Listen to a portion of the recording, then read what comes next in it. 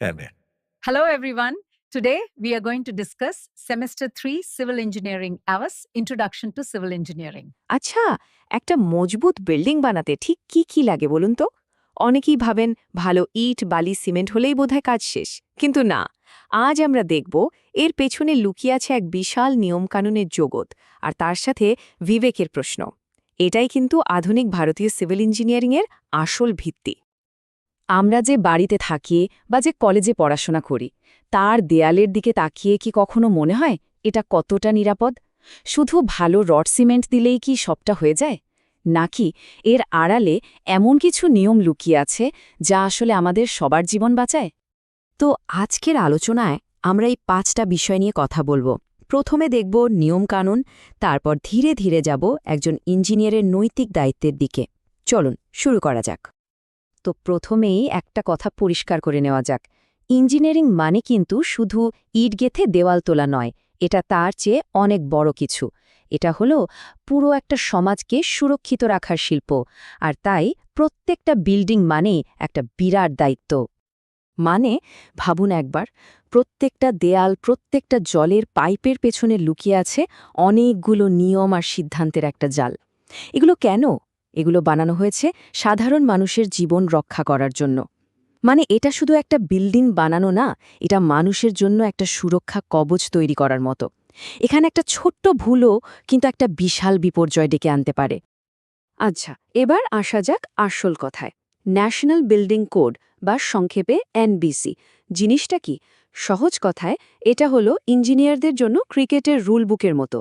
মাঠে নামার আগে প্রত্যেক খেলোয়াড়কে যেমন নিয়মগুলো জানতে হয়, ঠিক তেমনি প্রত্যেক ইঞ্জিনিয়ারকে এই এনবিসি একেবারে আয়ত্তে আনতে হয়।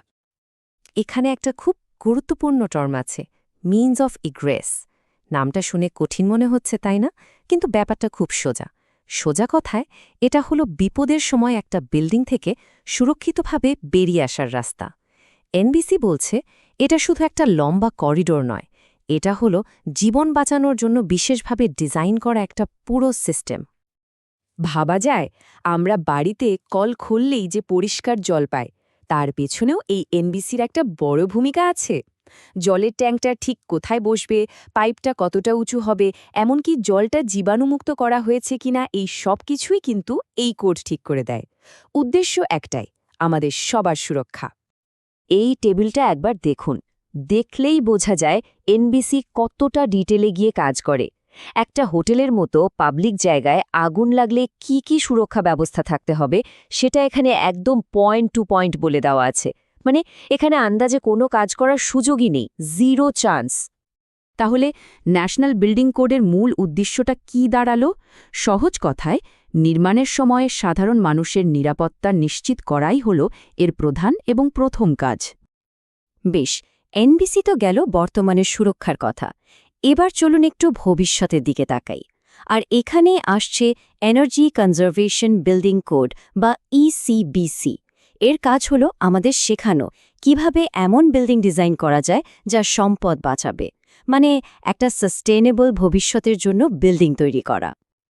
দেখুন, ইসিবিসি মেনে চলার দুটো রাস্তা আছে। প্রথমটা হলো প্রেসক্রিপটিভ পদ্ধতি। এটা অনেকটা রান্নার বই দেখে হুবহু রেসিপি ফলো করার মতো। যা যা বলা আছে ঠিক সেভাবেই করতে হবে। আর দ্বিতীয়টা হলো হোল বিল্ডিং পারফরম্যান্স পদ্ধতি। এটা হলো মাস্টার শেফ হওয়ার মতো। আপনি আপনার নিজের মতো করে ডিজাইন করুন, কিন্তু দিন শেষে বিল্ডিংটাকে এনার্জির সব মানদণ্ড পূরণ করতে হবে। স্ক্রিনের এই সংখ্যাটা দেখুন, 0.26 কিলোওয়াট পার কিলোওয়াটার। দেখতে হয়তো একটু জটিল লাগছে, তাই না? কিন্তু এর মানেটা খুব সহজ। ইসিবিসি এখানে একদম নির্দিষ্ট করে বলে দিচ্ছে যে একটা ওয়াটার কুলড চিলার প্ল্যান্ট সর্বোচ্চ কতটা বিদ্যুৎ খরচ করতে পারবে। এই রকম ডেটাভিত্তিক নিয়মই কিন্তু এনার্জি বাঁচানোটাকে নিশ্চিত করে। তাহলে এনার্জি কনজারভেশন বিল্ডিং কোডের মূল লক্ষ্যটা কি?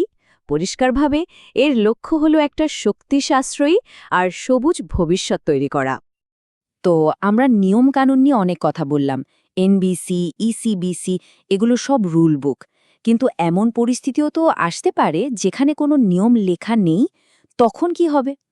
এখানেই আসে ইঞ্জিনিয়ারিং এথিক্স, মানে নৈতিকতার প্রশ্ন। এটা অনেকটা ক্রিকেটের নিয়মের বাইরে গিয়ে স্পিরিট অফ দ্য গেম মেনে চলার মতো। এই যে প্রিভেন্টিভ এথিক্স বা প্রতিরোধমূলক নৈতিকতা, এই ধারণাটা কিন্তু দারুণ।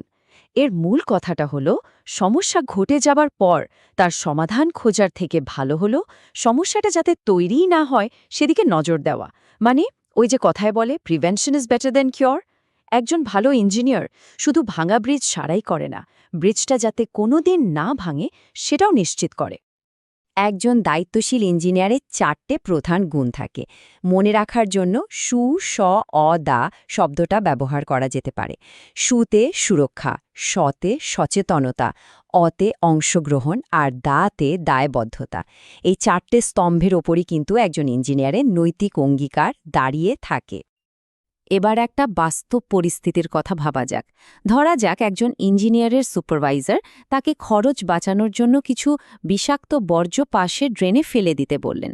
তখন সে কি করবে? চাকরি বাঁচাবে নাকি পরিবেশ আর মানুষের কথা ভাববে? ঠিক এই জায়গাতেই কিন্তু একজন ইঞ্জিনিয়ারের নৈতিকতার আসল পরীক্ষা হয়। তাহলে প্রশ্নটা হলো, যখন নিয়মকানুনের বই শেষ হয়ে যায়, তখন একজন ইঞ্জিনিয়ারের সবচেয়ে কঠিন সিদ্ধান্তগুলোকে পথ দেখায় কে? বেশ, তাহলে চলুন আমাদের পুরো আলোচনাটাকে এবার এক জায়গায় নিয়ে আসি। আমরা দেখব কিভাবে নিয়ম আর বিবেক এই দুটো জিনিস মিলে একজন সম্পূর্ণ ইঞ্জিনিয়ার তৈরি করে।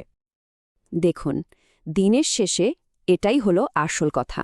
রুল বুক মানে এনবিসি আর ইসিবিসি এগুলো বলে দেবে কি করতে হবে, কিন্তু একজন ইঞ্জিনিয়ারের ভেতরের বিবেক বা নৈতিক কম্পাসটা তাকে প্রশ্ন করতে শেখায় কেন এটা করা উচিত। একজন সেরা ইঞ্জিনিয়ার কিন্তু এই কি এবং কেনর মধ্যে সবসময় একটা ভারসাম্য রেখে চলে।